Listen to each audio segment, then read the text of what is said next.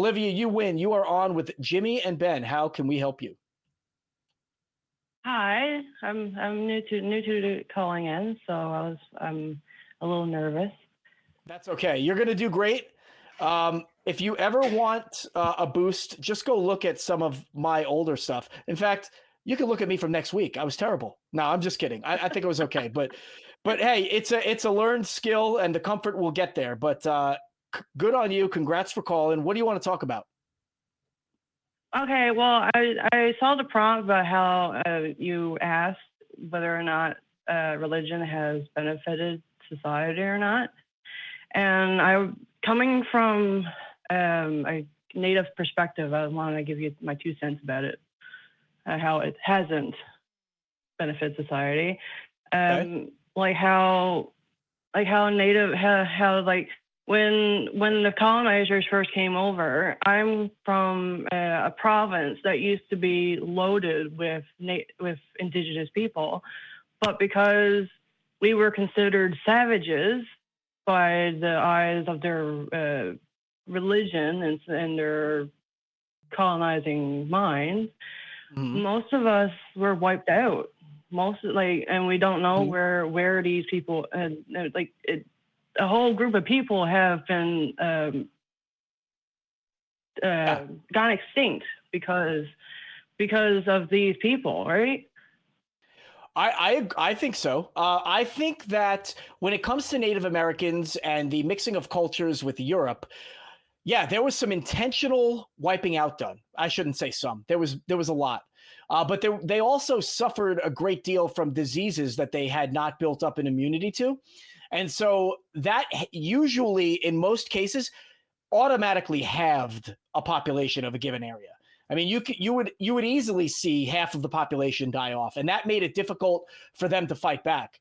You know, a lot of people don't give a lot of credit to Native Americans or Indigenous. Forgive me, I don't mean to be disrespectful with any of the terms I choose, but basically, when it comes, pardon me.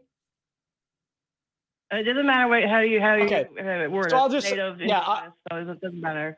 Okay, so the Indigenous folks were actually not of an inferior quality when it comes to culture. They had effective communication methods. They had really effective and intricate political systems. The Iroquois Nation was a grouping of several different nations. It was kind of a collective security group. They were able to have very, political. They were very politically organized. They were able to fight. They were able to share the means that they all worked towards to ensure that the strength of the whole group. It was easy to characterize them, the Europeans, to characterize them as less than human. Based on the technological advances that the Europeans had. And that was a message. The Europeans, we know through reading old documents and different accounts that they didn't actually believe that the Native Americans were inferior. That was a narrative that they pushed on their governments back home to try and get investors to buy into real estate, trade, different industries that were fledgling at the time, but they wanted to bolster. So I digress a little bit, but what I just wanted to give credence, I guess, to your comments that, the idea that Native Americans were somehow inferior is not a perspective that was shared by the Europeans, right? Whatever they told their people back home, whatever actions they took toward Native Americans, it was because it was advantageous to them. They took advantage of their large-scale death. They took advantage of the fact that when populations were halved, it made it impossible for these people to continue to communicate and to strategize and to defend themselves. And so the Europeans moved in to take over markets that were dominated by, and land that was dominated by the Native Americans. But that by no means makes the Europeans any better. They had disease on their side, and that was what they owe their success to. But yeah, you're right. God, gold, and glory, the big 3 Gs that a lot of people pressed into the need to colonize the Western Hemisphere was how it became so colonized, but it wasn't. I don't know. You know what? Before I get into that, what are your thoughts on that, Olivia? Well, we have issues with the residential schools because which were controlled by the religious government. It was these people, these religious leaders would authorize the kidnapping basically of children and putting them in schools and forcing them to submit to their religious ways, which and when those children were either starved or beaten to death, and it was done by by these religious.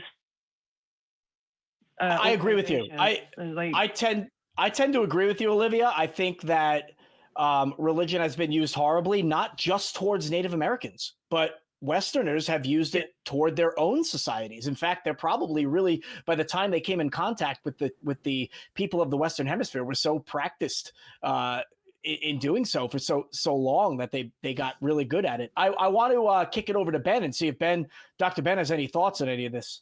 Yeah, I mean, just weighing in on all that. I mean, religion, ever since it came into existence, has been used in this way. I mean, not only has religion been used to give ourselves answers to questions of who are we, where do we come from, but it's so much easier to get people to do what you want them to do when you have some higher authority telling you. We see this all throughout the Old Testament and all of those genocides that were carried out in the name of Yahweh. We see it all throughout other religions of that time frame. It just became such an easy excuse to go wipe out other people groups and say we are the superior one because we have the correct God on our side. And that's the same mentality that carries over into religion today. Like, that hasn't gone anywhere. We still see all over the earth, we see physical wars, and we also see a lot of ideological and political wars over who has the correct God on their side. And that's unfortunately a metric a lot of people use to say whether society should be owed land, should be owed power, all of that. And so I think we're all in agreement here. Yeah. Yeah. Olivia, your thoughts? I was just gonna say, I went to my hometown not long ago, and I went to my first this is their first time ever having a powwow, and so I went and saw it, and one of the things that kind of icked me about the whole situation was the fact that they opened it with a prayer, and personally, I was thinking, why would you support a religion that basically oppressed you all these years? So, man, that is such a common theme that we see throughout American history. And I understand that you're calling from Canada, but when I say America, the Canadian experience, especially with Native Americans, was similar to the Native Americans in the rest of the continent. It wasn't exactly the same, yes. But it was similar. And it wasn't all that different from what we saw with African American slaves either. And unfortunately, Europeans beat their white Jesus and enslaved their white Jesus into all other cultures that they were able to dominate. And it results in centuries and centuries of just this cycle continuing. And that's what we still see today. Now, we don't just see that with groups that are not white Europeans, but we see this in our school systems. You started talking about school systems. I mean, Louisiana, Oklahoma, we're starting to see the religious right try and take over the school system and really push Christianity on people that don't want it. And unfortunately, like Ben said, a side effect of religion is using violence to get your point across and to ensure that you are the dominant power. And sometimes it's very hard to escape. We saw that with that.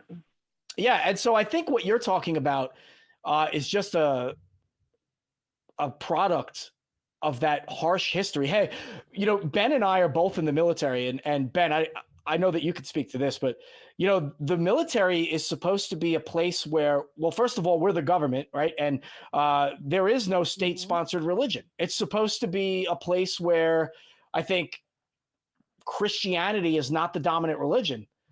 That's just not the case, though. You know, you go to a holiday party and people start praying to Jesus. And it's just something that we see. We have to continue to fight back against it. And I'm not trying to disparage the military, because I love the military and I have great working relationships with everybody that I work with. I'm just saying that we are creatures of habit. And it looks like that, you know, that cycle is continuing today, just as it has carried on, you know, since, I don't know, 300 CE.